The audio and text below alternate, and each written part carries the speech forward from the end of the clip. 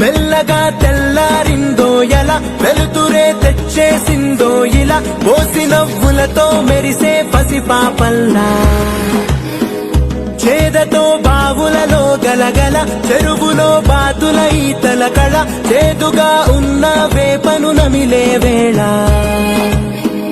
చుట్ట పొగ మంచుల్లో చుట్టాల పిలుపుల్లో మాటలే కలిపేస్తూ మనసారా మమతల్ని పండించి అందించు హృదయంలో